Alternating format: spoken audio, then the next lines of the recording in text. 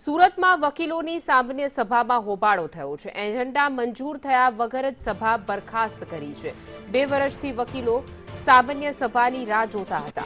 લો લાઇબ્રેરીમાં સેક્રેટરી સહિતના હોદ્દાઓ માટે ઇલેક્શન, કોર્ટ બિલ્ડિંગમાં પ્રશ્નો અને સમસ્યાનું કહી કમિટીની માંગ, અલગ અલગ કમિટી બનાવવાની પણ માંગ કરી હતી। નવી કોર્ટ બિલ્ડિંગની રચના મુદ્દે કોઈ નિર્ણય ન લેવાયો। કોર્ટમાં જ 2 પક્ષો સામસામે આવી ગયા હતા।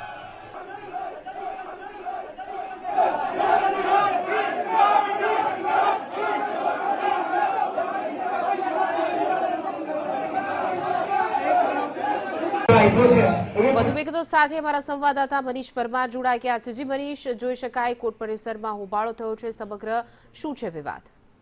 જી બિલકુલ, વાત કરીએ તો સુરતની આ વકીલની સામાન્ય સભામાં હોબાળાના જે દ્રશ્યો છે તે સામે આવ્યા છે। એજન્ડા વગર જ મંજૂર થયા વગર સભા છે તે બરખાસ્ત કરવી પડી હતી। છેલ્લા 2 વર્ષથી વકીલોની જે સામાન્ય સભાની જે રાહ જોવાતી હતી, 10 વર્ષ બાદ હવે લો લાઇબ્રેરીમાં સેક્રેટરી સહિતના હોદ્દાઓ માટે ઇલેક્શન થશે।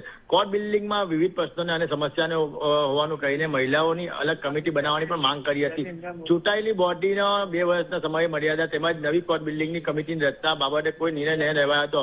કોર્ટમાં બંને પક્ષ સામે સામે આવી ગયા હતા અને હોબાળો મચાવ્યો હતો। આ તમામ જે દ્રશ્યો છે તે કેમેરામાં જે કેચાયા હતા અને આના વિડીયો છે તે પણ વાયરલ થયા છે। જોઈ શકાય છે કે કોર્ટ પરિસરની અંદર જ બંને વકીલ પક્ષો છે તે આમને સામને આવી ગયા હતા અને ભારે હોબાળો મચાવ્યો હતો। જી મનીષ, સમગ્ર માહિતી આપવા બદલ આપનો આભાર।